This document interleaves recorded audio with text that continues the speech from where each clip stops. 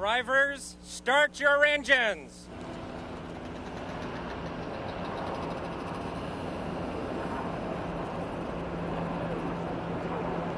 And so the time has come to settle the IRL Championship for 2003. Scott Goodyear and Paul Page will, as of usual, call the action. And Paul, today is already a history-making day. Well, that's right, Jenks. Never before in history have 5 men entered the final race of the season with a bona fide chance at walking away with the title. GIL DE FERRAN is the long shot, driving in the final race of his career. Scott Dixon is trying to do it in the first season of racing. And then there's Sam Hornish looking for 3 titles in a row. And remember, he has won 5 of the 7 closest races in IRL history. Helio Castroneves is a 2-time Indy 500 champion, but has never won the championship.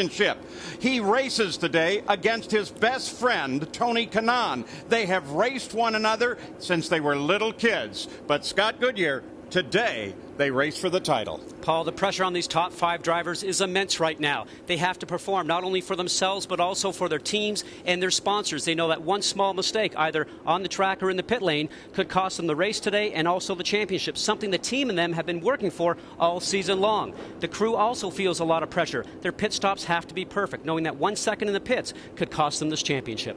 Well, Johnny Rutherford is at the wheel of the Chevrolet Corvette pace car. He's the 1980 champion. 8 years ago, GIL DE FERRAN held his infant daughter in his first winner's circle. Anna and her younger brother Luke are both here today. Hi, I'm Anna De Ferran. Hi, I'm Luke De Ferran. And we're here for my dad's last race before he retires. I hope he wins, but anyways, he's on pole and these are the cars behind him. GIL DE FERRAN, car number 6. Scott Dixon, car number 9. Thomas Scheckter, car number 10. Philippe Jaffoni, car number 21. Helio Castroneves, car number 3. Vitor Mira, car number 2. Kenny Brack, car number 15. Brian Herta, car number 27. Tony KANAAN, car number 11. Robbie Buell, car 24. Dona Takaki, car number 12. Sam Hornish Jr., car number 4. Greg Ray, car number 13. Alex Barron, car number 52. Roger Yasukawa, number 55. Dan Weldon, car number 7. Alan Sir Jr., car number 31. Richie Hearn, car number 91. AJ Foyt, car number 14. Scott Sharp, car number 8. Sarah Fisher, car number 23. Ed Carpenter, car number 18. 4,500 racing miles complete, but it all comes down to just one race. A final check in the pits. We start with Jack Arute.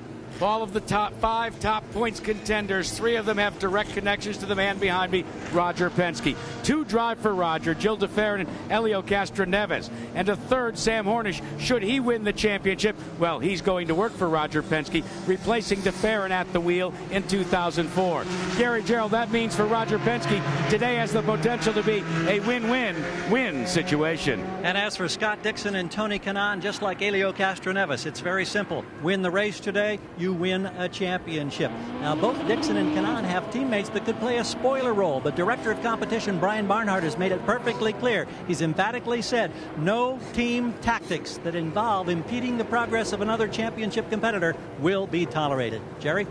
Well, Gary, unlike others in the title chase, Sam Hornish has no teammate here today, but he does have a clear mandate. He knows his Panther team desperately needs to collect the 2 bonus points for leading the most laps. So when the green flag waves, look for Sam to light the fires in his Pennzoil rocket and hustle to the front. Paul Page, that kind of aggressiveness has allowed him to win 3 of the last 4 races, and so he hopes it will allow him today to win a championship. It makes him especially good here. It's a beautiful day for racing. Our trim spa track conditions, air temperature at 78, the track temperature climbing, and very light winds.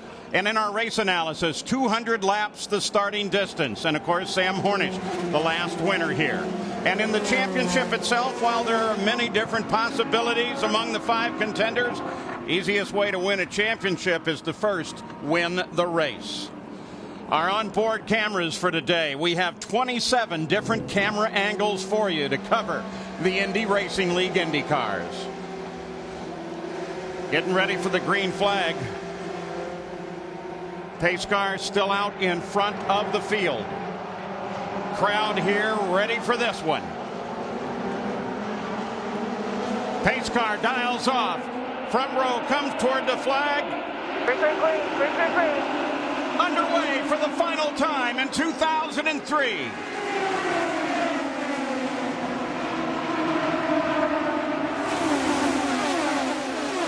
De Ferran from the pole jumps to the front. Paul, the one guy that we know is going to want to get up there very quickly, as Doc said. Wants to collect those 2 points is Sam Hornish. Now, had problems with the car throughout the weekend, but ran 2:24 in the final practice yesterday. Look for him to get up front very quickly. And already a challenge at the front of the field. Both of the Target Chip Ganassi cars come up to battle, and Helio Castroneves comes up to protect on the inside and try and get the lead.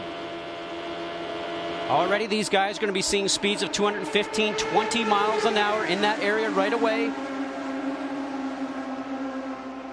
9-car Scott Dixon sits on the high side. His teammate Thomas Scheckter behind him. You can see that bump that's in one. A lot of guys complained about that. You want to make the car as low as possible around here for some grip sometimes, but that bump has actually caused a lot of problems for guys early on when the tire pressures are low. First couple laps going to be run at 216 miles an hour. Back on board of the 11-car of Tony KANAAN. Castroneves comes inside him. This is a great wall. See, we talked about that bump. Watch that right there. The back end gets light. You have to make sure the tire pressures are up to support the car and the temperatures are up. And that little indication there might just show us what might go on for the whole day here. Got out of it and saved it, but look how far back Scheckter fell. But think about that save, Paul. That little twitch of the wheel at 215 miles an hour is pretty impressive. Back with KANAAN sitting in fourth. As we watch here, you see a lot of guys come out of turn 2 and start to dive towards the low side of the racetrack, down that backstretch. They want to protect that inside line, and that will become very important in these last 10 laps of this race.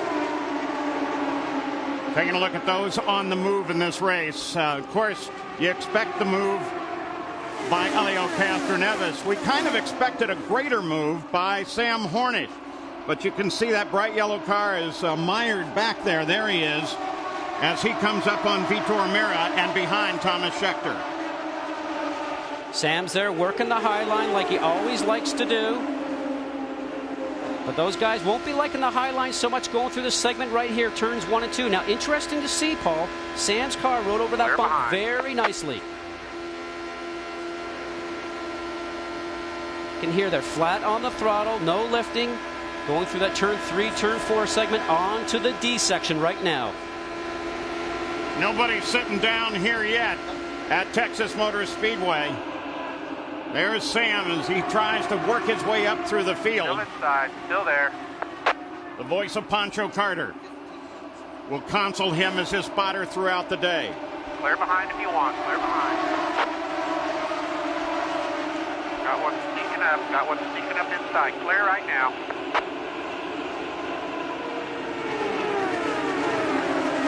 That's a race going on right now between Scheckter and Hornish for 6th and 7th. Coming back to the front of the field.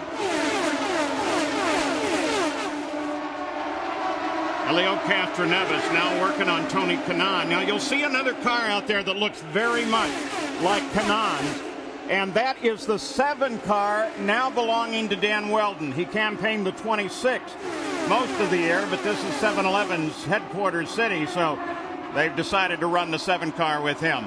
Jack Arute. Well, Helio Castroneves is settled in, and I say settled in reservedly, in the 4th position. They learned one important lesson at Fontana when they led a lot of the race, and that was fuel consumption.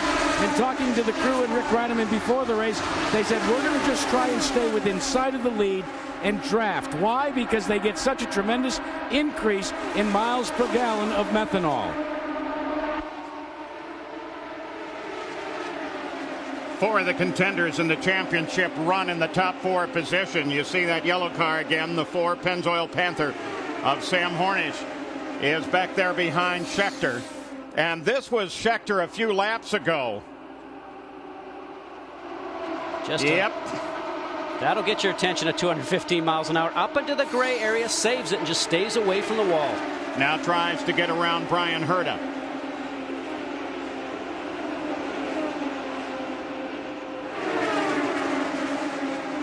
These guys are settling into a pace, Paul. Brian Barnhart told them in the driver's meeting, guys, you got a long race to go here. Don't throw it away. Settle into a pace. Read your car. Hornish works on Scheckter. Clear if you want. Clear if you want. And that's one more for Sam. Herta is his next target. Not bad for having a problem with the brakes on the right rear just before the start. So the first laps are already gone at better than 217 miles an hour. And GIL DE FERRAN is leading with the top 4 contenders at the front. Well, now Sam Hornish has moved into 5th place. So the 5 contenders in the championship are running 1st through 5th as you look at the Firestone telemetry. Paul, his car's been working very well for him. He's moved very smartly. He's been very patient going through the traffic. He's been able to run high. He's been able to run low. We just saw him go through that bump again. Does not affect his car all that well. He's catching a draft right now from the group of cars in front of him. A little bit of blocking maneuvering happening already. See, he's getting pushed up high, but his car stays there, just drives around the outside. Amazing. As Hornish tries the move, it's very, very close with Castroneves. Gets a nose ahead of him. They both turn the last lap at better than 221 miles an hour. We'll take a look at the speeds as they come across the line.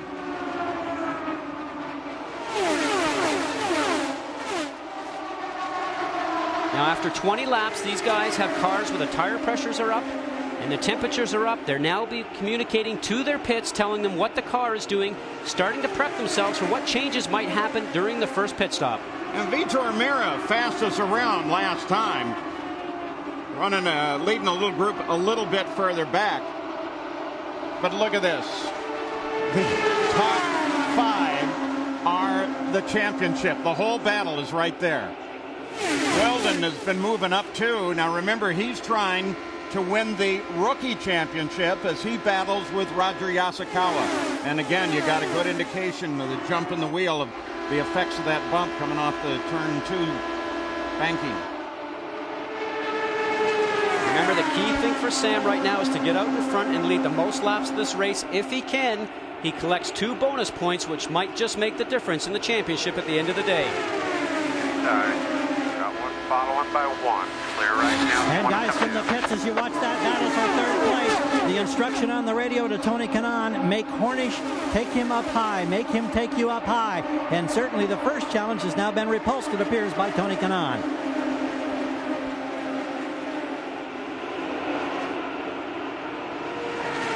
Weldon's now beginning to move in. You see the green and white car back at the tag end of this. There is Tony Kanaan, currently sitting 3rd, last lap at 2:20. Here's where Hornish will get the dividends for those 3 cars in front, punching a hole in the air for him. He just has to find a way by. Now, Tony Kanaan would be hearing from his spotter right now. You've got one looking high, so he's not going to drift up the racetrack until he hears the word clear from his spotter. But Hornish continues to run that higher line. It seems to work very well for him. Well, funny story going on. They all work well for him. They all work well for Sam, but funny story going around the garage this week is that after the last race of Fontana, Sam says, I just like the high line, so you can rest assured that people know that they're not going to give him the low line, because he might be looking there at this particular weekend, since everybody knows that the high line is Sam's line. 0.3 of a second covers the top 5, which means it covers the championship. Let's go down to Jerry Punch. Guys, talking to John Barnes a moment ago, the strategy was what I said at the beginning. Punch the button on this Pennzoil Panther machine and get to the front of the field. Now, I said, now, if the pace is too fast, we may want to just sit in line and save fuel. But the word here in the Panther pit is they are getting outstanding fuel mileage in this Chevy Gen 4 engine. So they're just going to keep pushing the button and try to get to the front and get those points for laps led. And Jerry Punch, what do you figure? You figure they're about halfway to the first fuel stop? Well, they're thinking the mid to upper 50s, 55, 56. As the race progresses, they may go beyond 60 to 62 late in the stages for longer mileage on fuel. The battle at the Chevy 500 is, in fact, for the championship. 5 contenders in that fight, and amazingly, those 5 are running 1st through 5th right now. 28 laps are complete. GIL DE FERRAN is out on the front. He led from the pole. DIXON was able to push ahead for 3 laps, but then DE FERRAN got it back from him. Average speed has been blistering, and we have been clean and green all the way. There's the championship as it stands at this moment. But of course, that is a moving target throughout the race positions, and then the points.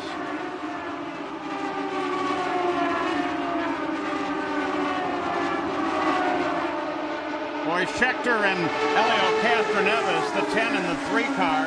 Yellow flag comes out. Report from race control is it debris on the backstretch. So for the first time, they slow with 31 laps complete. And a quick look up and down the pits.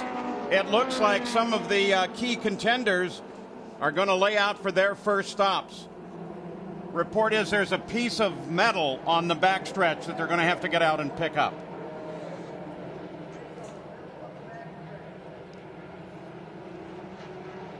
De Ferran, DIXON, KANAAN, Hornish Jr., and Castroneves.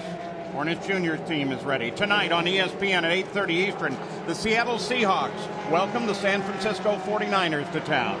It all starts with NFL Primetime presented by Miller Lite at 7:30 Eastern.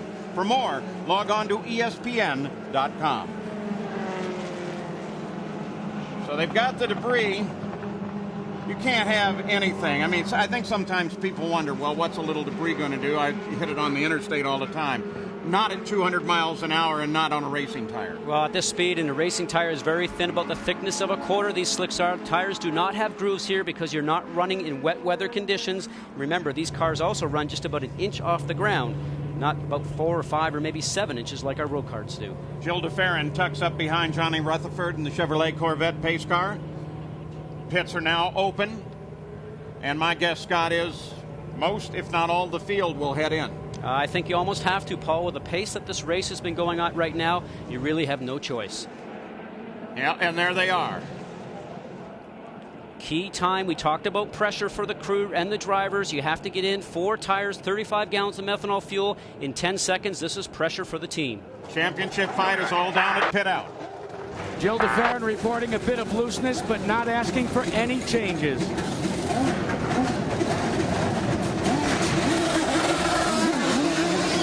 Got DIXON rolling, but Tony KANAAN has an edge. Oh, DE FERRAN may have won the battle on the outside, but KANAAN was right there. Oh, I'll tell you, it was close. KANAAN just edged DE FERRAN out, and that gave KANAAN the lead of the race. And that's why the pit crews are so critical on a run like this. You can do things in the pits that they can't do on the track. There's a wheel bouncing out in turn 1. We'll be back. 35 laps complete. Let's bring you up to speed on an incident during the pit stops. There's the wheel that came off the right rear of Vitor Meira, but he was quickly in and has 4 now on as we get set for the restart. But before then, Dan Wheldon, Scott, has moved from 16th to 7th. Dan, a great run going right now. Any added pressure being here in the hometown of 7-Eleven and driving Michael Andretti's number?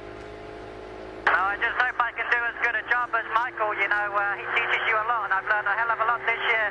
The race is still early, so we'll carry on doing what we're doing, and then we'll see if we can get Tony where we need to be by the end, and hopefully I can win Rookie of the Year. Good luck. Indeed, the race is early. 35 out of 200 laps completed. This caution was brought about by a piece of debris on the backstretch, so no incident on the racetrack. Jack? Well, making his first visit ever to an IndyCar race, Rusty Wallace, teammate of sorts. Helio Castroneves, you drive the Miller car in Winston Cup racing. What do you think of this IndyCar stuff? Man, I tell you, it's the first time I've ever been to pit area for an IRL race. These guys make some serious horsepower. And standing here, they come in about 220. Man, it'd take your breath. Do you think we'd ever see you drive one of these cars? Man, I wouldn't have an electric chair to drive one of these things. No way. Guys. He's a heck of a stock car driver, though. We welcome Rusty Wallace to among those watching the championship being decided here at Texas. Well, Scheckter, Thomas Scheckter, lost 4 positions during the pit stop, so he now is in 10th as KANAAN, De Ferran, and DIXON will lead him to the green flag. Paul?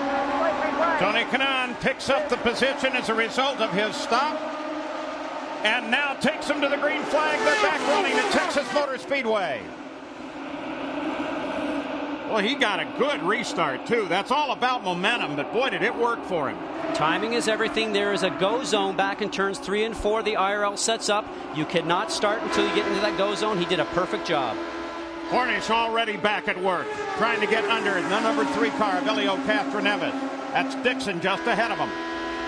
DIXON looked a little soft in the middle of the turn there. Maybe the car's not working quite right for him. The key thing to watch here throughout this fuel run in the segment is whose car works great at the beginning and whose car comes on strong at the end. That's going to be important for the end of the race. And Scott Dixon did not want any changes on the car. He said the balance had been terrific early on, and he's always very quiet, the Iceman on the radio. Both of Dixon's parents are race drivers, so it's in the genes for him.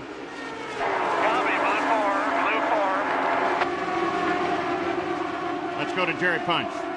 Guys, Sam Hornish complained that he had a bit of a push coming off turn 2, but was loose coming off turn 4. He said we could add some downforce, but I think it's going to get cooler and we'll get downforce by weather temperature, so let's leave the car alone.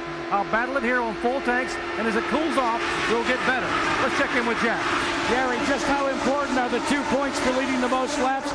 Roger Penske has 1 crew member who's keeping the tabulation. Just before the green flag, he radioed to his driver, GIL DE FERRAN, "You led more than DIXON." Yeah, and those extra points for leading laps could make the difference in the championship before this day is over. Well, just think about it. We're tied right now going into this, and who would have thought that 15 races ago?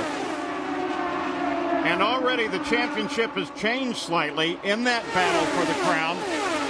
KANAAN, by taking the lead, moves ahead in the points battle. DIXON had it. Now it's KANAAN. Watch him focusing on that low line through the D-shaped oval here, getting very close to the white line in the grass. We talked about them coming out of turn 2 and starting to dive towards the inside of the track. Follow that white line, not allowing anybody that inside line. So it's Honda out at the front, followed by 3 Toyotas and then Sam Hornish's Chevrolet. Gary Gerald. They were telling Tony KANAAN as they came down for the green, don't get too wound up about leading laps for the extra points. Their focus is more on managing fuel today than it is chasing those points. Remember, KANAAN wins the race. He doesn't have to worry about those 2 points. He wins the championship. De Ferran moves a little high. Get right up there on the tail like that, you actually can affect to some degree the car in front of you. I was talking with Rick Mears about that, and he said, yeah, you get your nose up under there, you can lift them up just a little bit. Not as much as they find in Winston Cup, but the driver can certainly feel it. And you can actually not even have to look in your mirrors, and you know where the cars are around you just from the way the car reacts, from the air being pushed from the guy behind you. 44 laps now complete. KANAAN continues his lead.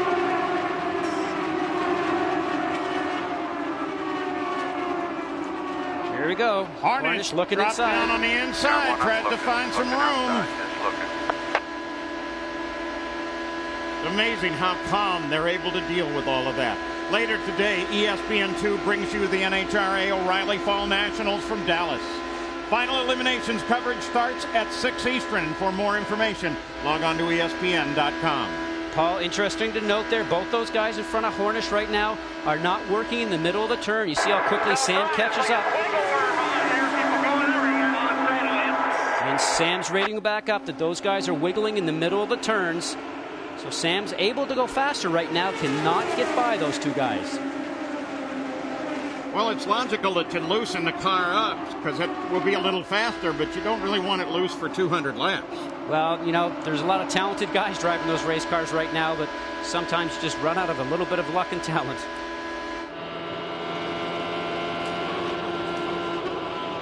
It continues to just be a nose-to-tail chase at the front of the field. The 5 contenders in the Indy Racing League Championship.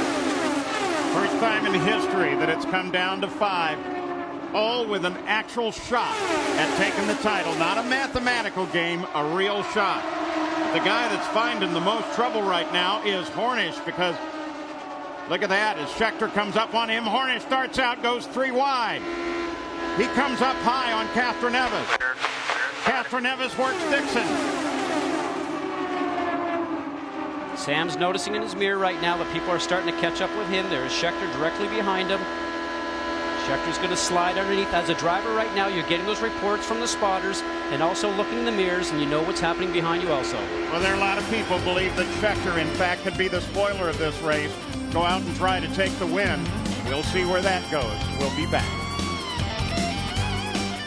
Back at Texas Motor Speedway, where the second caution flies over Texas Motor Speedway as Ed Carpenter has slowed on the racetrack, and his Metabolite Ultra car is being towed to the pit area. Well, the championship battle continues. It is raging on here today, and we wanted to get an idea of who the drivers thought was going to win the overall championship in the race here today. They got to give the nod to Scott Dixon. He's been so strong. The Ganassi team's given him a great car. Everybody you ask is going to say they should win the championship, and they've probably got a pretty good reason why. I've been working extremely hard. I don't know what the other guy's doing, but I think I deserve them more than anybody. The Sam Hornish, he's done a great job all year long, and he definitely has what it takes to get it done. Tony KANAAN will, because he's been strong throughout the season and very consistent. I'd say Castroneves is going to be real tough. It's impossible to know. I mean, all we know is the mathematical possibilities of each and every driver. Right now, as it stands with 54 laps completed, here are the point standings. Tony KANAAN, as the leader of the race, also is ahead in the championship fight. Now, the pits are open, and although it's only been 21 laps since the most recent pit stop, we're going to keep a close eye on especially Tony KANAAN and Helio Castroneves to see if they come in for pit stops. Bob Castroneves is indeed pitting. It would appear as though KANAAN will not. A fake out, but he decides not to. But several do decide to come in and take advantage of this caution for some fresh tires and a fill-up, including Sam Hornish. And, of course, at the bottom of your screen is GIL DE FERRAN. There is Thomas Scheckter also coming in. Both De Ferran and Castroneves are in. No changes for either of the Marlboro Team Penske cars. They didn't worry about who the leader was. They wanted the fuel, and they are in and out in a drag race. And it looks like De Ferran wins that particular little battle as they join the rest of the field for the resumption of the race here in just a moment. Well, tonight on ESPN at 8:30 Eastern, the Seattle Seahawks welcome the San Francisco 49ers. Starts with NFL Primetime presented by Miller Lite. That's at 7:30 Eastern. For more information, log on to ESPN.com. 55 laps completed here at Texas Motor Speedway in Championship Sunday as we decide who will wear the IRL crown for 2003, take home the $1 million bonus, and of course get a replica of the trophy. There's the indication. One more lap to go. Tony KANAAN decided not to make a pit stop during that caution period, so he's the leader with Scott Dixon second, then Weldon, Giafoni, Yasukawa, Takagi, Fisher, Scheckter, De Ferran, and Castroneves. There's the top 10. Now, Ed Carpenter, who brought out this caution, has the car running again, so we still have all 22 cars in competition. Doc, what was the matter with Carpenter? Well, they lost the battery. They may have also lost the alternator. He lost power, so that's why the car coasted to a halt, and he couldn't get it back to the pits. They've come on pit road. Paul Datlevich and company have changed battery, and now Ed Carpenter is back in the fray. And, Paul, there's the restart order. No lap cars among the top 10 restarters. Yeah, but, Bob, now it is a split strategy with De Ferran, Castroneves, and Hornish sitting back 9th, 10th, and 11th, and KANAAN and Dixon at the front of the field, but have not stopped. KANAAN now begins his acceleration, and you're watching from Weldon's car. KANAAN easily pulls away. Weldon battles for second. Giafoni comes up on Weldon's right rear. Every time you get a restart, Paul, you want to make sure you go through the gear selectors very carefully. 10,300 RPM these engines run at, producing just about a 700 horsepower. Take a look back here with Hornish and the two Penske cars, because they're going to want to get through this field. Boy, you see Takagi come flying across there. He was on the low side of the bump and went up right in front of Sam Hornish's lane. Not serious. Just looking inside a little bit. Looking. You're still clear. Still clear. The voice of Poncho Carter, the spotter for Sam Hornish Jr. Both the Penske cars still running right behind Hornish. De Ferran, then Castroneves. Jack, how'd that stop go for Penske? It's not as much to stop, Paul. Those were effortless, but what you're seeing unfolding now are two teammates that are going to hook up in a draft. And the question mark remains, have we seen everything that GIL DE FERRAN and Helio Castroneves have? In polling both Roger Penske and Tim Cindric, it's been a resounding no. They said right now all they're concerned about is building as best fuel consumption as they can. They say we still got a lot left to show. Well, it's pretty crowded back there. Well, that'll be interesting for Penske. Remember, this is the first pole they've had on a 1.5-mile racetrack. And GIL's first pole this season. They've actually struggled on some 1.5 tracks earlier this year. So great to see them come up with a combination to be in the hunt here for today. And part of this strategy will revolve around this car, Dan Weldon, who one is in the rookie fight, but also as the teammate to Tony Kanaan, along with Brian Herta. Part of his job, sitting there in third right now, is to try to get up, get behind, and help push his teammate, Tony Kanaan. Look at that. Brett was the fastest that time around. Of course, depending on how they run in traffic, and now you have one group a little bit lighter because of the staggered pit stops in terms of weight on the car. A little less fuel always helps you go a little bit quicker. Less weight, as you mentioned, Paul. Drivers can feel that when they run through their fuel segment. Cars handle differently at the beginning of the segment to the end of the segment. And they actually have some controls down here in the cockpit that they can use to adjust the car's handling throughout those runs. Dixon works Kanaan hard. A little further back, Hornish and Scheckter right there. So, Gary Gerald, what is the strategy for Tony Kanaan and the three-car team of Andretti? Let's find out from Kim Green. How big a gamble was it to stay out? Well, you know, we hadn't really used very much fuel, so we can still go a long way. We just set up in the pits just to make a last-minute decision. Obviously, some guys came in, so it's going to make things a bit interesting. Obviously, we don't want a yellow to come out at the wrong time for us after we've been into the pits under a green. So we'll see. We've got a real good race car, and the guys did a great job on the first pit stop. And a quick postscript, guys. 7-Eleven announced today that they've re-upped for next year with Andretti Green Racing. That is a definite. You saw a little while ago the 12 car at Tora Takagi get high. He's done it again. So now IRL Race Control keeping a close eye on him, make sure there's nothing wrong with that car.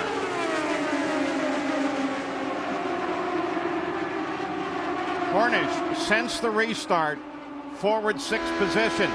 He restarted in 11th, now up in 5th. Jerry? A moment ago, Andy Brown, the chief engineer here at Panther Racing, actually during the yellow, told Sam, if the fuel mileage doesn't get us, if we get past the fuel window, we have got them. That's how confident they are with the horsepower they've got in that Pennzoil Panther machine today. Well, right now it's Honda, Toyota, Chevrolet, the top 5. The only one of them top 5 in a Chevrolet, of course, is Sam Hornish, who has campaigned that Gen 4 engine with great success, averaging 2.3 as a finish ever since they strapped it in the car.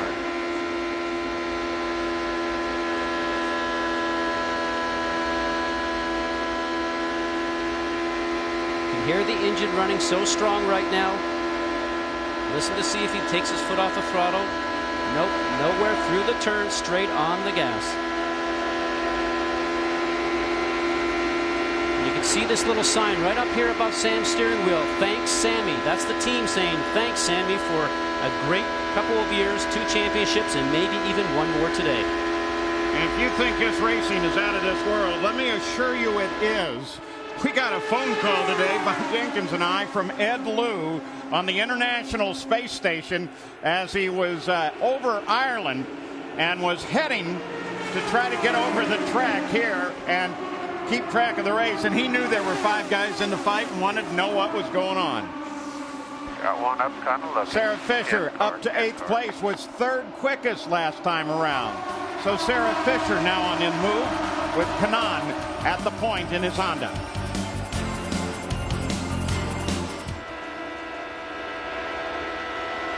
Sam Hornish and Dan Weldon go side by side, an ongoing battle for 3rd place that has continued regularly since we left you. It's still KANAAN in 1st, followed by DIXON. The battle for the championship continues. At the moment, it is in the hands of Tony KANAAN, followed by DIXON, and then Castroneves.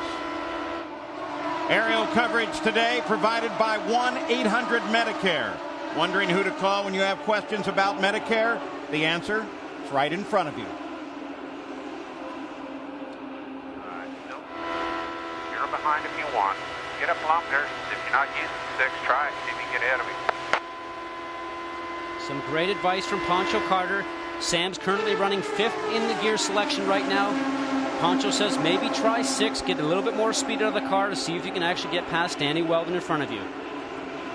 We're estimating that the leaders right now, having just completed their 77th lap, as we look at them after 76, now 77, that they're probably about 14 laps away from their next stop. While on the other hand, GIL DE FERRAN, Helio Castroneves, and Sam Hornish are probably not going to be in until after the 110th lap of the race. Interval 1st to 10th, right now 1.6 seconds.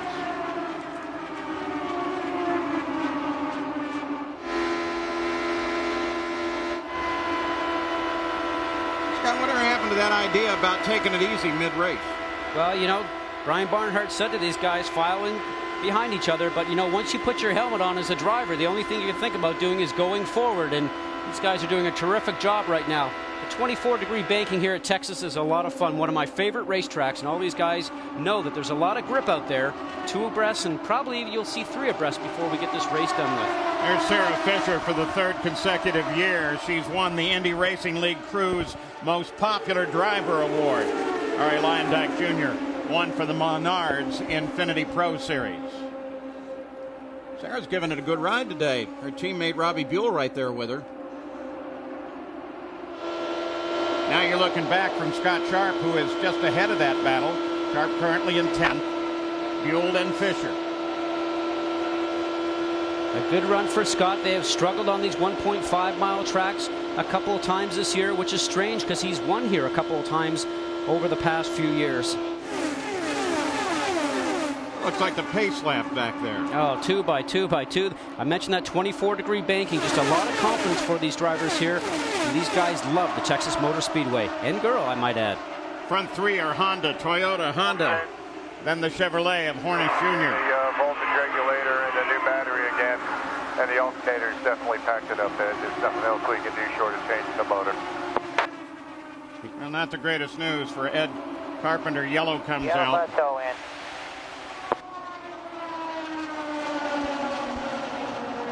I'm thinking that I would probably, if I were the leaders, would head for the pits. No, they'll have to. They'll be waiting. This is a big break for Tony KANAAN and for Scott Dixon. They were gambling they'd get a yellow. They've got it. They did not have to pit under green. Let's go down to Jerry Punch. Well, A.J. Foyt, your grandson, came in a moment ago. Has been on and off pit road a couple of times, and he just climbed out of the car. What happened? Well, actually, I don't know. The other day before qualifying, we unloaded and run almost 220, and we lost about 2.5 miles an hour, and we could see that something was going on with the motor pulling down. And then today, when he started going backwards, it just wouldn't run, and backfiring, missing. We changed all the coil packs, all the electronics, it still won't run. So we lost about 17 laps. Ain't no sense. It still ain't running. We don't know what's wrong. Something's wrong with the engine department. Toughest day for the toughest name here in Texas. Bob Jenkins? But A.J. Foyt, the 4th, if you're running not up to speed, well, you could consider it a hazard. So I think it's a great idea that they just park the car and let everybody else shoot it out. Well, on board with the leader of the race, Tony Kanaan, after 84 laps. And by the way, the pits are open, and the caution was brought out again by Ed Carpenter, whose car has came very close to being stopped down in turn number 1. The capacity at Texas Stadium, where the Cowboys are playing today, 65,595 at the Cotton Bowl, where many of our ESPN and ABC people were yesterday covering the football game. The capacity at the Cotton Bowl, 68,250, and the estimated crowd here for the Chevy 500 today, 102,000.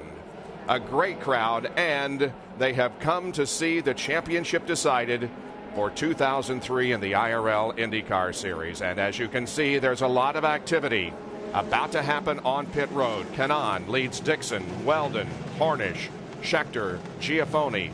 All of those coming down for a pit stop here on the 85th circuit of the race. 200 laps make up the Chevy 500.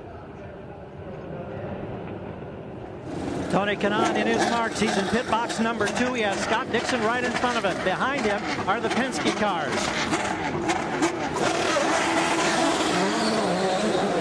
And another drag race and another close call. Looked like Dixon had it.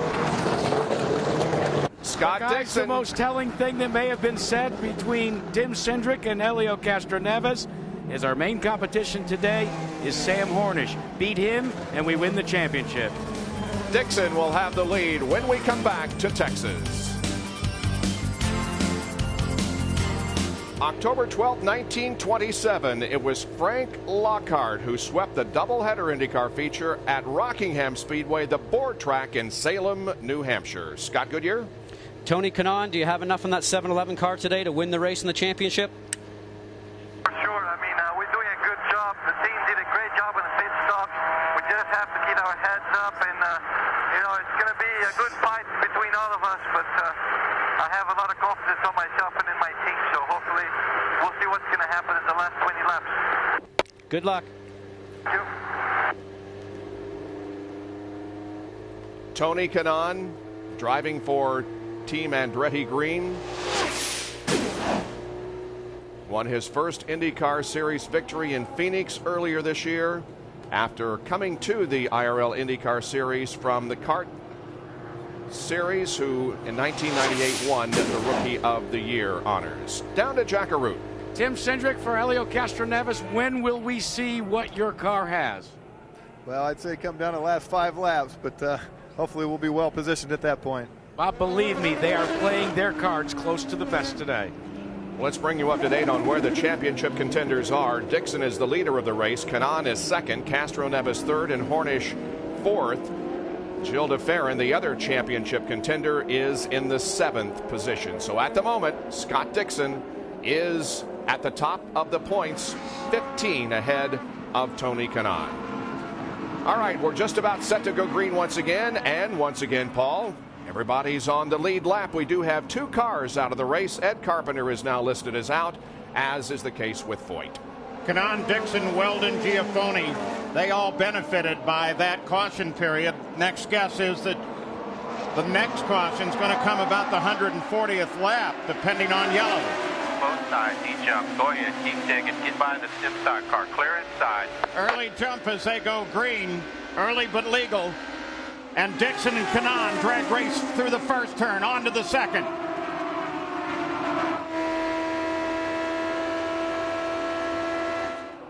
Last year, the closing laps of this race saw Hornish and Castroneves side by side for the last 30-some laps.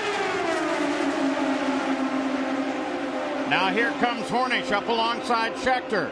De Ferran got a good restart and got around Weldon. Paul, you talk about those restarts. Remember, on a green flag at the start of the race, the cars cannot pass each other until they cross the line. On a restart, as soon as the green flag drops, drivers are allowed to pass anywhere they are on the racetrack. Take a look from the blimp at that restart. Watch right over there. Making the move early, up high, gets the car back down low. A very, very smart move. And usually it's Sam that's usually doing that job. And he was a little bit off on the timing on that one. Look at the first 4. Scheckter in a pretty good position to help Dixon. He's lined up right behind Dixon now. Just barely inside. Still there. Well, Paul, I guess I would question. Scheckter's leaving this team at the end of this race, moving over to Panther. There they go, down below the lines. Oh, Castroneves. What a nice move that is. Now below the white line, but was driven down there by another car. So when that situation happens, like he had right there with Scheckter pushing him down, I don't think he'll be penalized for that. 1 second covers the top 11 cars in the field. Toyota, Honda, Toyota, Chevrolet, the top 4. Here, look at this one. See how everybody gravitates to the right-hand side. There's a white line we talked about before. He was pushed down past that white line because of Scheckter moving low. So now he works Tony Kanaan for second place. Hornish is right in there. Race control has decided they're going to give a warning to make sure that getting down under the line is not going to become a regularity. I think they understand how that one happened, but they just want to emphasize that. At the Chevy 500, beautiful Texas Motor Speedway just north of Fort Worth.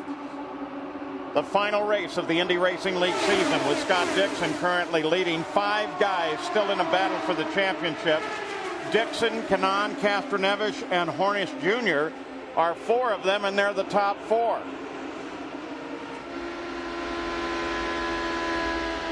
GIL DE FERRAN is the other one in the fight, and he's faded just a little bit in the last couple of laps.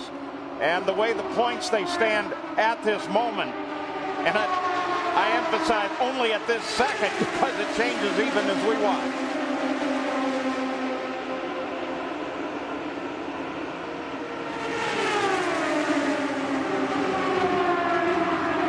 All those drivers, Paul, right now know exactly where their competitors are. They know that Gilles just back a little bit further, but the neat thing for these guys is that everybody that's in this championship hunt is up front, so they know exactly what they need to do. They need to be in front. They need to win. Yeah, but I'm really beginning to wonder about the condition. We've got a car in trouble.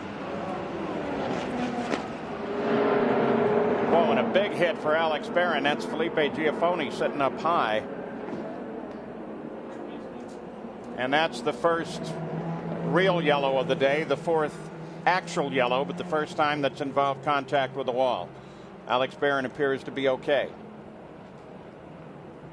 Giafoni, remember, has seen the wall here before. We now have a report that Alex says he's fine on radio. You see the steering wheel coming out of the car. Drivers are asked to actually take the steering wheel off, lay it on top of the cockpit to let the safety workers know that they are actually doing fine. Amazing how fast those safety workers get there. Oh, they're the best in the business, rolling even as the accident occurs and working with the 21 car of Felipe Giafoni. He got some pretty good news this week as we watch this replay of the incident. Actually, Giafoni just on the high side coming out beside what looked to be Scott Sharp. And then he touched the wall, knocks the suspension off, and then you're just a passenger. Yeah, De Ferran, you got a glimpse of De Ferran, who is now in the pits, cutting down across the grass, and that's the problem with getting back in the field. You're more susceptible to an incident like this. Now, the pits are closed, but because of the mechanical problem... Let's go. Let's go on, try. Just go. And now they've stalled the car, fellas. Now they've stalled the car.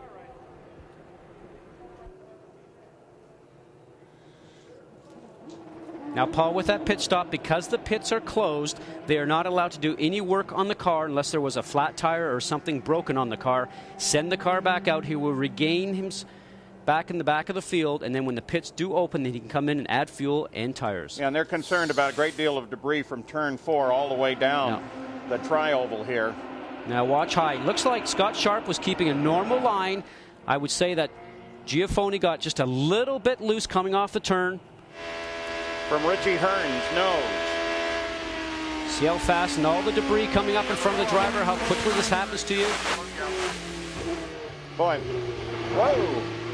And Alex Barron just was in the wrong place at the wrong time. Jackaroo? Let's update you on what GIL DE FERRAN did. Quick, heady move by Roger Penske. As you said, Scott Goodyear, no penalty to pull onto pit road and have your car inspected. That's why they took advantage of that rule. They checked the car out because GIL DE FERRAN said he thought he had a problem with a tire. During the inspection, they thought maybe it is tire buildup. You know, when you slow the cars down and you're going under caution, sometimes you can pick up the little marbles. But they intend to bring the car onto pit road when the pit's open and change those Firestone Firehawks. Actually, you'll be able to see the damage right there on his car. He's actually ended up just with the front moved off of the car right now. He's already contacted the wall. And right now you're a passenger, unfortunately. And the situation for Giafoni is that he really has no steering in the car whatsoever. So, fourth caution of the day, first wall banger at Texas. First wall contact of the day, Felipe Giafoni's already hit the wall there. He was running beside Scott Sharp, and as you indicated, when you have as much damage as he has on the front end of that car, you become a passenger. Watch De Ferran there go toward the grass, and also Alex Barron. Unfortunately, Scott, Barron ends up in the wall. Just a huge, huge hit. Down to the pits. Well, GIL DE FERRAN is pulled onto pit road. No penalty, however, because, again, all they did was pull all four wheels and tires off and inspected it. Well, Scott Sharp was riding right beside Giafoni when Giafoni had contact with the wall. Scott, looked like a close call coming off of turn 4 with Flip Giafoni. Did you get a hint of that? Scott, you really know not at all. You know, I never heard that he was even out there, and was actually, pretty tight behind Asakawa on my own and trying to move up to the outside when I think Giafoni must have already caught the wall, because just in my right side mirror, I saw one of his wings or something fly up. Well, you're doing a nice job today, running 10th currently. Good luck today. Scott. He is having a good race. He started in 20th position. Scott Sharp is currently 10th. There are the top 6.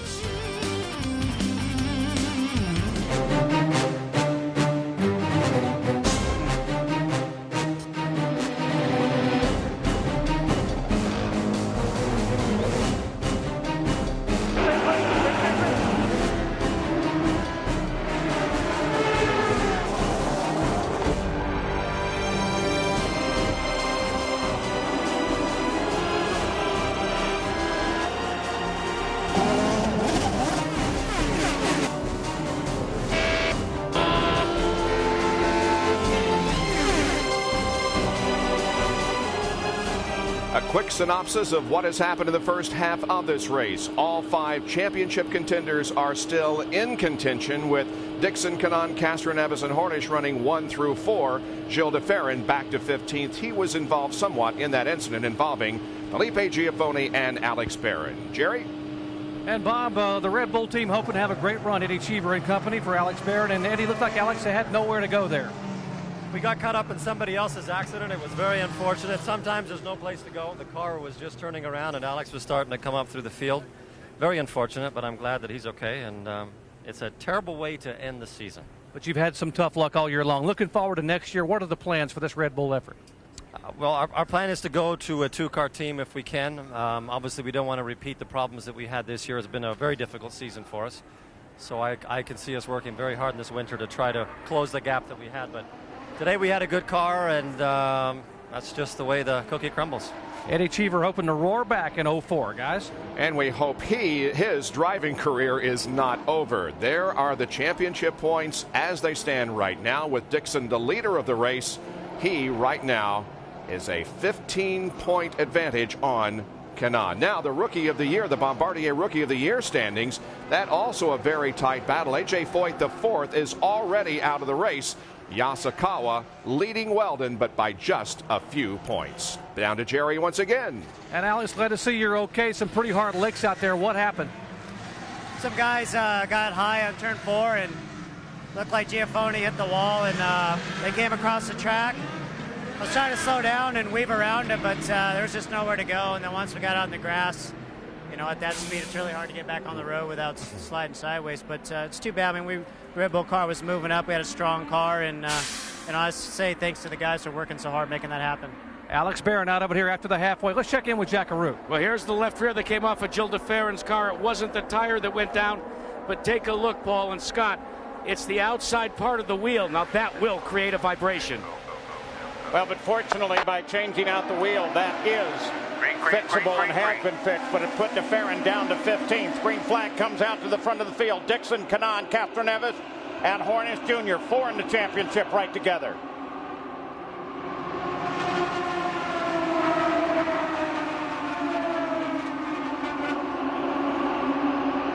Hornish moves for the inside, down the backstretch. Sam got the door closed on him. Anytime that happens, best thing to do is roll out of the throttle, what he did. Now we know that Castroneves can run great laps up in that higher groove.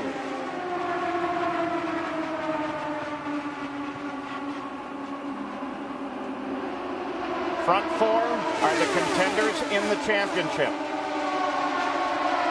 Now we have a report that Roger Yasukawa has begun to slow on the course.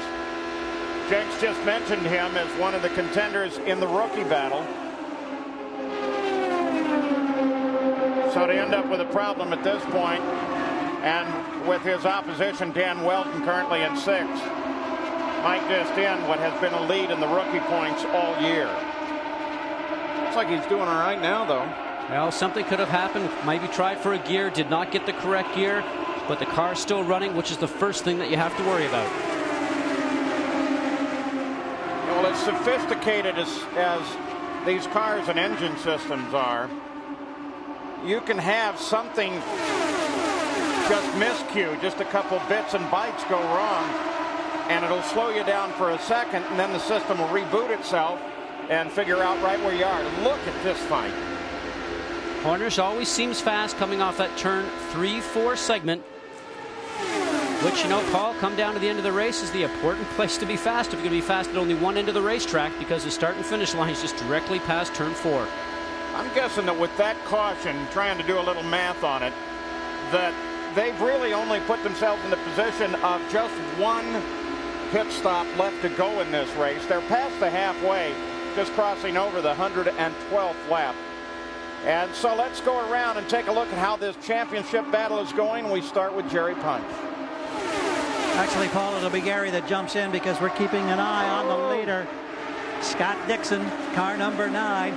The simple advice during the last yellow, just stay out in front, do anything you can to stay there and run longer than anybody else. Their concern is fuel mileage, and they know that if they can get to the next stop, that'll be their last of the season, hopefully. As for the man who runs right behind him in the 711 colors, Tony Kanaan, Kim Green is saying, we think everybody's taking a conservative stance. Nobody's really showed their hand just yet. We don't think they will until we get to the last 50 miles. The championship showdown continues. Let's check on our third runner, Jack. And that is Helio Castroneves, and Helio so far has said and insisting that he has not shown all that is beneath the rear bonnet of that Toyota. For Helio Castroneves, it's been a day of drafting, saying that he learned his lessons well at Fontana, and this team is elected not to show anything until the final 20 laps in the race. Jerry Punch, what about the guy in 4th? Well, Sam Hornish is very confident, as is his Panther team, that they have a lot left to show. Their concern was fuel mileage initially. To get past the gas window, they were okay. About 20 laps ago, they were complaining the car was a little bit loose, so they stiffened the front bar. But now that we have cloud cover and it has cooled off, and it may make him a little too tight. Hornish waiting his turn. He needs to win today to have a shot at the title. Let's go back to Jeff. Meanwhile, the man that started on the pole today and running his final laps of his career, GIL DE FERRAN, was in, as they say, the catbird seat until the last caution, when some debris came up and hit the left rear wheel, and it bent it. Now GIL DE FERRAN is mired deep in the back of the pack. There aren't many cars that have gone a lap down, so he doesn't even show on the board. That means that he's some 16 places behind.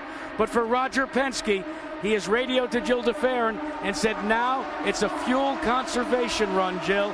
This is a team that's going to gamble and make only one stop and hope the rest of the field has to make 2. Well, it's been about 15 laps since the last stop for everybody. They've proven they can run out to 56. Scott Dixon is out in front. At the front of the field, it's Toyota, Honda, Toyota, Chevrolet, the front four. Let's go to Jerry Punch. Well, Paul, impressive newcomer Ed Carpenter's had to park the metabolite machine for PDM Racing. And Ed, what put you out? What was that? What put you out? I know you had some struggles a couple times. You had some battery problems? Yeah, it was either something in the battery or the alternator, but we just couldn't keep power to it. But I got to thank PDM guys for the 3 races we did this year, and Metabolite Ultra and really made it possible. Learned a lot, so hopefully I'll end up in a full-time ride next year and see what we can do see if we can get out and fight for the championship next year. Oh, an impressive driver who made the leap from the Menards Infiniti Pro Series. Yeah, Paul Diatlovich and the PDM team did a nice job in fielding that car. Hopefully it will be a full-time effort next season. We're back at the front. Dixon and KANAAN and Hornish battle one another while Castroneves and Scheckter fight. Paul, we're seeing a lot of this happen as it goes through. The guy that's in the back, maybe 3rd or 4th, just gets a great huge run going up to the cars that are up in front, but there's a lot of times he can't do anything with it. Either the spotters are letting the cars know in front exactly where the driver's coming from behind, or he's peeking in the mirror. So maybe everybody's trying to start to use their defense mode early in this race to get ready for those last few laps. Here, Robbie Buell there. Currently sits in 6th. Been giving that car a good run. The second of the Chevrolet-powered cars, second in the lineup right now. And Dan Weldon down alongside him, Honda power there.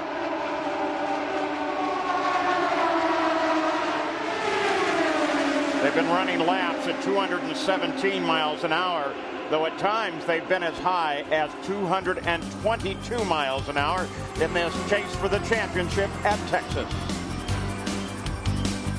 Back at Texas, Sam Hornish is trying to force his way into second place. Down inside of Thomas Scheckter. Coming back. Scheckter, of course, his job at this point is to try and help Dixon as much as he can. Dixon, his teammate, is the leader of the race. Still there, still there. The odd thing here right now, Paul, is that Sam is making the move on the low side, on the bottom of the banking, because usually he's up on the high side, showing that his car can work in both places. Well, the Panther team has been pretty amazing on the handling on that car.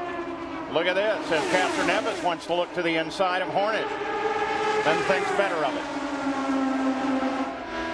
Just inches away from each other, 215, 218 miles an hour laps, over 220 straightaway speed.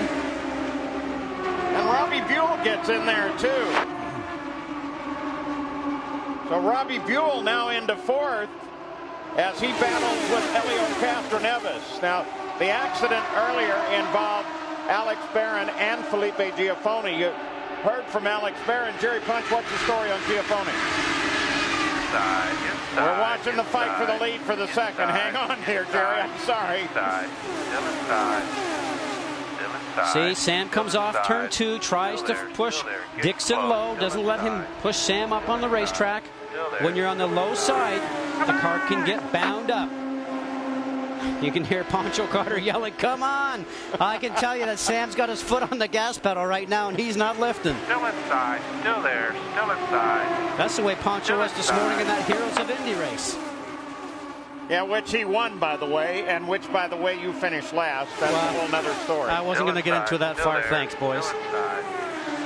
And guys, they're telling Scott Dixon to go ahead and use the fuel, move up a notch on the mapping to get a richer combination to hold off Hornish if he wants to. That richer combination means more fuel, like you say, Gary, and it actually gives him more horsepower. Just tells you that leading the most laps might be more important than we suspect. The two Target Chip Ganassi cars run together. Scheckter, as they say in the Navy, sitting on Dixon 6. Now Hornish drops in there. Let's go down to Jerry Punch now, see about Giafone. Well, Felipe, you took a heck of a hard lick down there. What happened? You look to be okay, by the way. What happened? Well, I mean, it's just going the outside from Sharp, and all of a sudden he moved. He just moved. And I don't know if we got to touch before I went to the wall or not, but I was just trying to avoid, him. But if you're going to avoid the wall, I mean,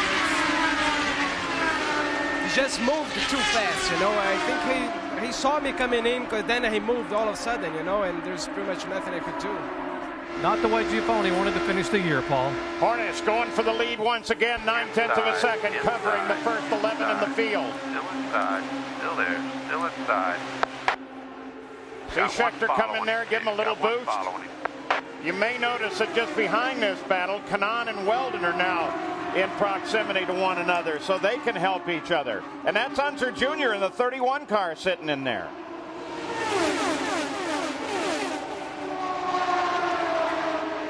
There is how Hornish has done up until they changed to the new engine, and then after they got the new Gen 4. Been averaging really well since the Gen 4. And Sam Hornish had just taken the lead at Texas, coming off of turn 4. And boy, the crowd came up on that one. Hornish, DIXON, Scheckter. Take a look at this for a pass, Scott. Pushes him underneath, gets the air underneath the car, slides him up the lane, and when he came out of turn 4, the grandstand just rumbled because everybody was yelling because Sam took the lead. So Hornish out in front. What an amazing story when you consider the start of the season. We showed you the stats on the Chevrolet Gen 3 versus the one he has now, the Gen 4. All the Chevy gang were struggling early on, but Sam has made an absolutely amazing comeback. Nevertheless, with that pass, he needs for more to happen. He needs for some bad luck for DIXON and for Castroneves. DIXON, in his position, still has the lead in the points championship, sitting in second place. The Chevy 500. Hornish is now in front. 143 laps are complete. The final race of the Indy Racing League season. This track, Texas Speedway, is known for close finishes. So is Sam Hornish. 5 of the 7 closest finishes in IRL history, he's won. You can bet, looking at the way they are right now, it's going to be a very close finish, not just for the race, but for the championship, because that's the championship battle sitting there in the top 3. There's the way they stand right now. De Ferran slowly working his way back up from 16th. And KANAAN fell well back into 5th place, but he's got Weldon with him there. Might be a help here in a little bit. Considering the team aspect, Castroneves is running all by himself right now. He doesn't have De Ferran to come up and help him, even if he would. Helio's mom, Jackaroot. And Paul, although she doesn't speak any English, the universal language is being expressed down here of every mom who has a son or a daughter that drives. Grasping in her hand the holy rosary beads of her Catholic faith, Helio Castroneves' mom is not watching her son compete, but instead invoking the help of the Lord Almighty. It's Chevrolet, Toyota, and then the first Honda is 5th place. There it is, the 11 car of Tony KANAAN. Tracking Castroneves now. 216.3 miles an hour last time around, but here comes KANAAN. These guys need to be thinking about what kind of changes they want to make, possibly for the last pit stop. We keep mentioning about changes, and we have not seen that many wing changes, but I can assure you there's been some tire pressure changes through most of the teams on their cars during those stops. We should be 10 to 12 laps from the final stop of the race. Guessing it to be about the 160th lap. Well, Paul, there's going to be an early pit stop in just 2 laps for Helio Castroneves, who runs in 3rd. They will not make any changes. They just called Castroneves onto pit road. Now remember, he did this at Fontana, and it cost him the win. We'll have to see how it turns out today. $1 million up for grabs. And Jackaroot, exactly what's happening up here in the Pennzoil pit. Sam Hornish will be on pit road in 2 laps. 2 laps, Hornish will be on pit road, but Helio Castroneves makes a decision to come now. So all they really wanted to do was get within range of the finish, and as they cross the 150th lap, they are in range right now. You remember all the work that Marlboro Team Penske did early on, drafting, fuel conservation. During this pit stop, watch down by the fueler. There is a pole that will be used to time the stop. When the fueler is tapped on the back, that means the time to drop and go will take place. They've dropped the jacks, taking on the fuel. There's the tap, and he's walking away. And they just told him it's time to go. Helio, you got to go like hell. Roger Yasukawa, Al Unser Jr., they both came into the pits while Castroneves was in for his stop, and here comes Hornish. What's your pit speed, Sammy? See those cones on the right-hand side? That's a 60-mile-an-hour zone, and he's actually got both the target cars coming in behind him. And Scott Goodyear, the crew here in the Pennzoil Panther pits, knows this could be a $1 million pit stop. That's what the award is at the banquet on October 25th at Epcot Center in Walt Disney. Sam Hornish, no changes, 4 tires only. Final stop of the day. Dixon, Jerry, no changes either. Tires complete. There goes Hornish. There goes Dixon, about 5 lengths behind him. Scheckter also. So in the championship fight, Tony Kanaan stays out and picks up the lead of the race, followed by his teammate Weldon, but now Kanaan on the pit road. We talked about pressure for the teams right now. You mentioned that $1 million payout. The pressure is on these guys. They train during the offseason. They train throughout the weeks during the opportunity to do some stuff in the garage back in Indianapolis, and right now everything will have to work perfectly for them. And here's Tony Kanaan gliding into position.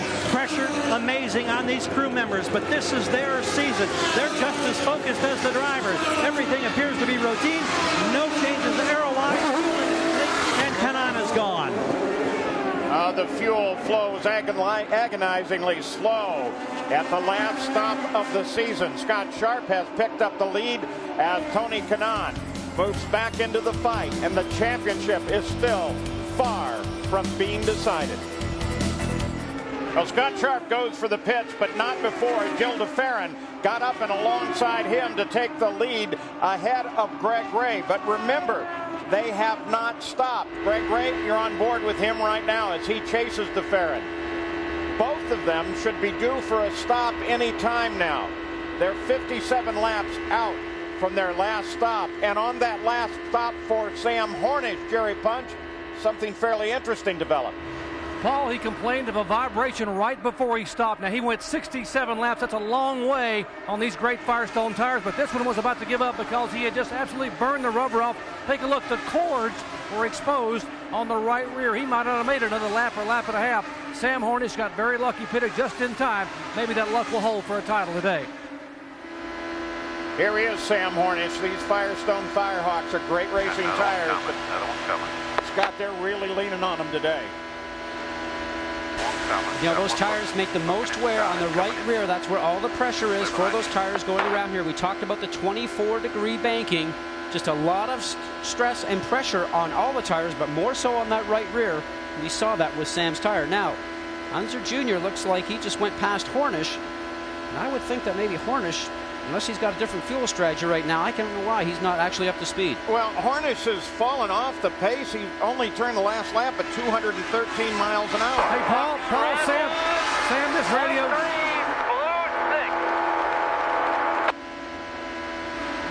The crew thinks they may have a rev limiter problem. They do not have the RPMs. It is off the speed. They cannot get it to run full wide.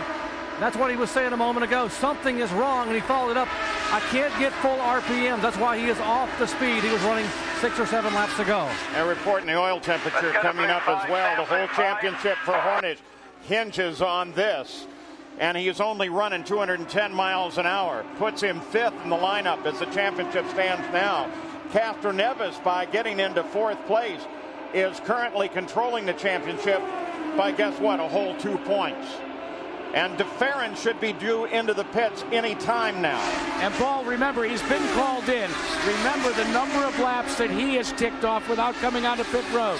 When the fuel flows through the tank at approximately 3 gallons a second, that means that GIL DE FERRAN will have to spend less time on pit road during this green flag stop. That fuel conservation call by Roger Penske, an awfully good one. He's really stretching it, too. Currently 63 laps out since his last stop. So GIL DE FERRAN heads for pit road, his last stop of his career.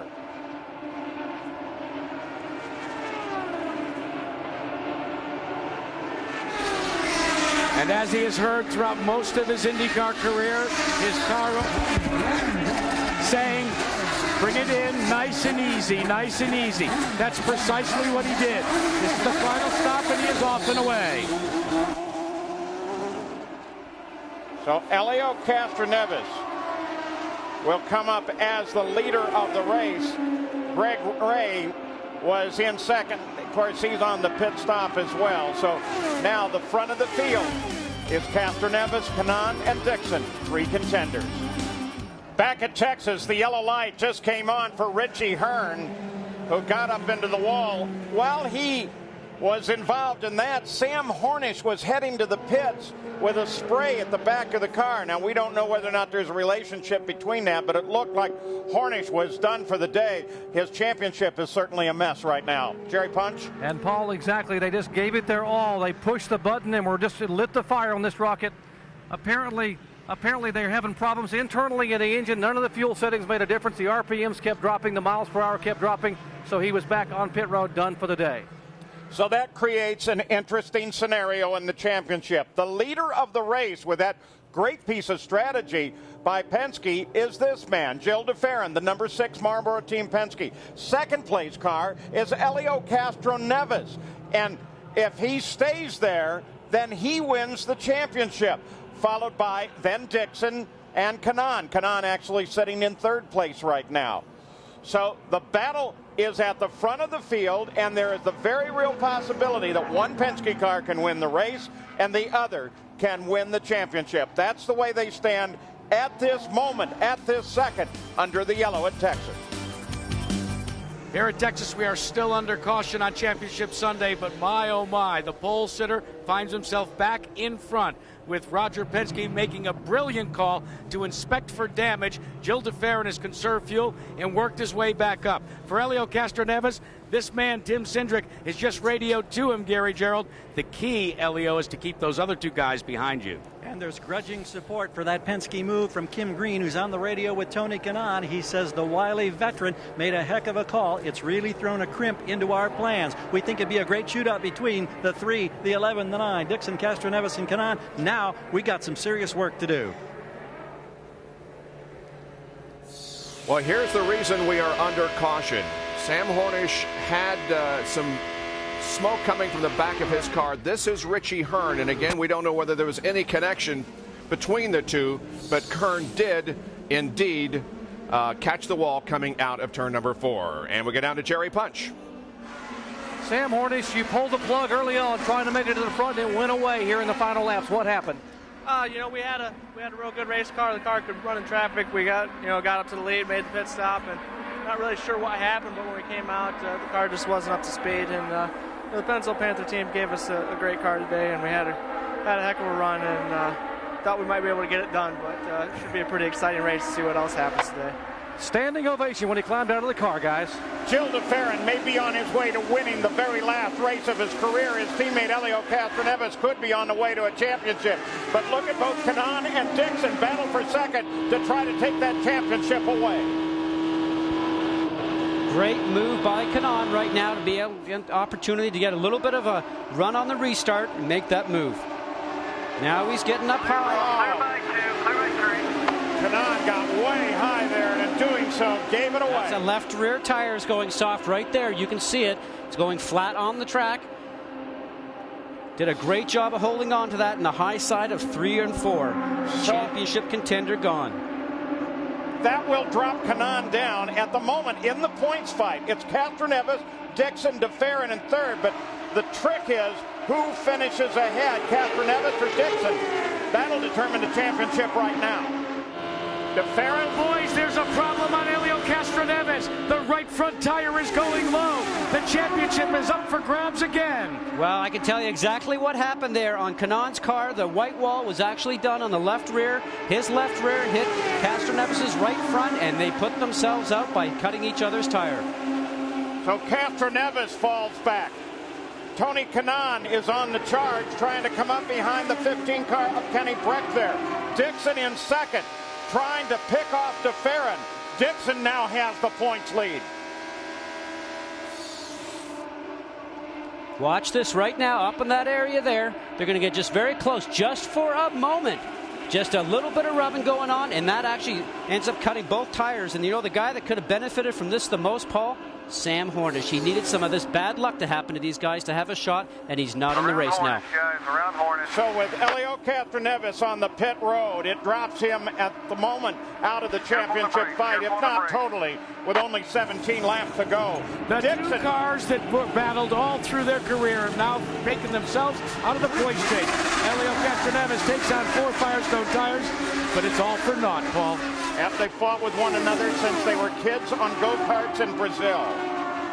DIXON now has the championship in hand, running in second place. He's running for the lead of the race. We said at starting the real key for the championship is to win this race. Well, DIXON can win the championship staying where he is, but I don't think that'll be enough for the Iceman. Well, that's when the team managers actually get on the radio and tell them, just stay where you are. We have X amount of points ahead. You don't have to worry about winning the race. But the competitive side in you right now wants to do that. I'm sure he'll think back and think the championship after a whole year of running hard is more important.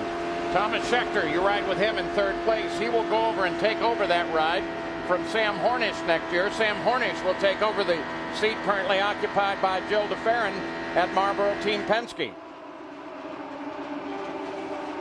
Scheckter can still be a factor, protecting DIXON from behind or even helping push him forward to win not only the championship but the race. Now, Gil's got nothing to lose, just needs to stay in front and win, as you mentioned, Paul. He needs the bad luck for DIXON to fall back to make this all happen. And he's got to be thinking inside his cockpit right now. Inside his helmet. Big crash! Major incident. Kenny Breck getting way high up into the fence.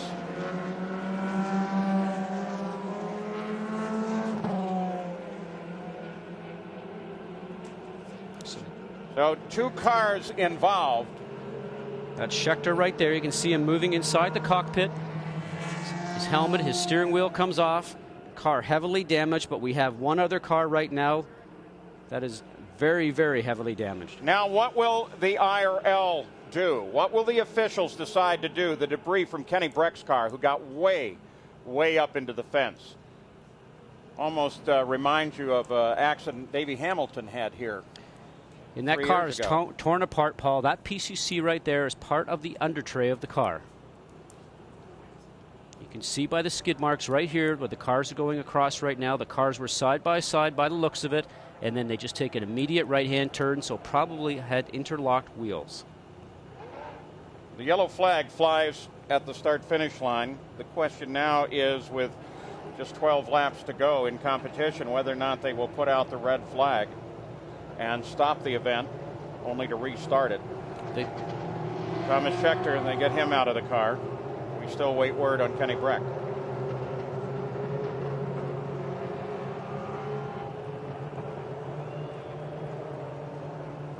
They're going to ask Scheckter to wait for a medical crew, because with a hit like that, even though you're out and walking and think you're feeling good, they want to make sure that he is okay. Boy, look at what that did to the fence. There's a piece of wheel right there, and that is the upright and the suspension piece.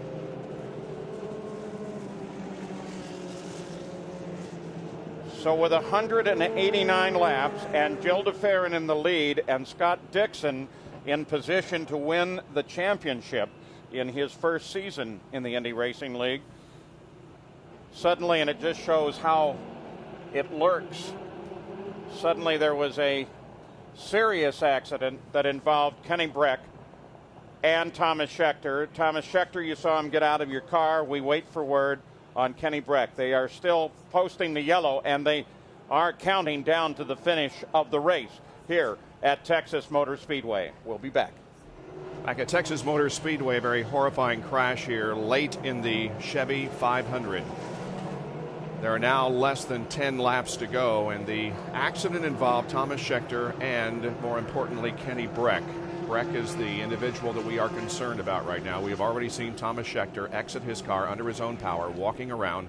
He is okay, but this very, very terrifying crash happened at the end of the backstretch as the cars were going into turn number 3. There is Scheckter's car, but Kenny Breck and his car has been heavily damaged, and we will certainly not do any speculating at this moment as to his condition.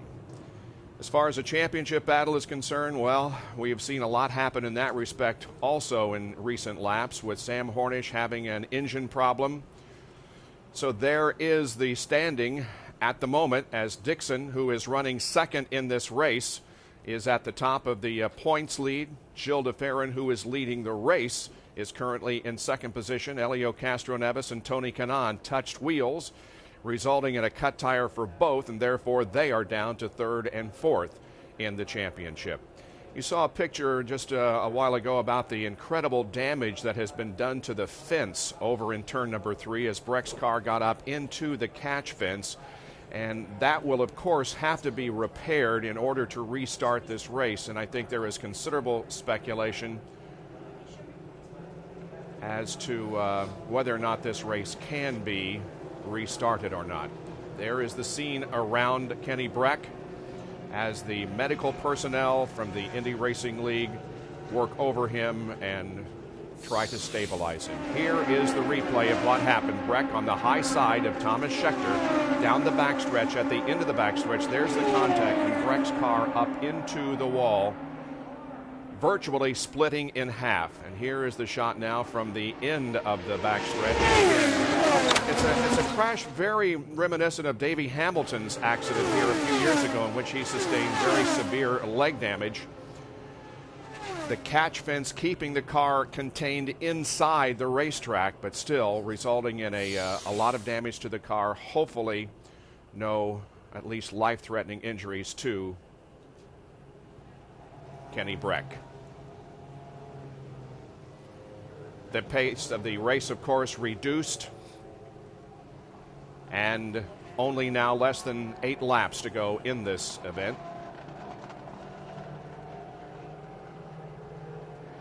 And from race control, we are getting information now about cutting the race short because of the accident. There is some debris from Breck's car, which is outside the racetrack, and there is the damage that was done to the catch fencing.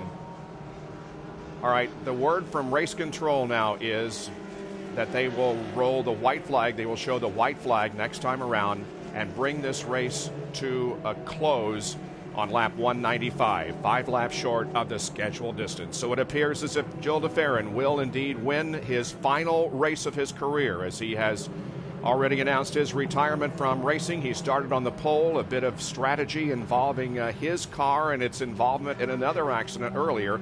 He was allowed to come in and get the car inspected, and during that time refueled, and then on his final pit stop was able to refuel the car with less time in the pits. That resulted in his getting to the front of the field and staying there until its conclusion. But the championship is going to go to Scott Dixon, who is running second at this moment. De Ferran will end up 18 points behind Dixon in the battle for the IRL championship. Scott Dixon started off the season at Homestead Miami Speedway with a win.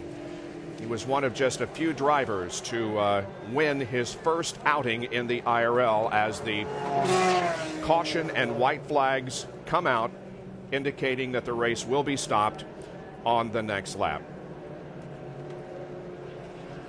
He started the race, or rather the season, with a win. He finished 20th at Phoenix, then came back with a 6th place finish here at Texas.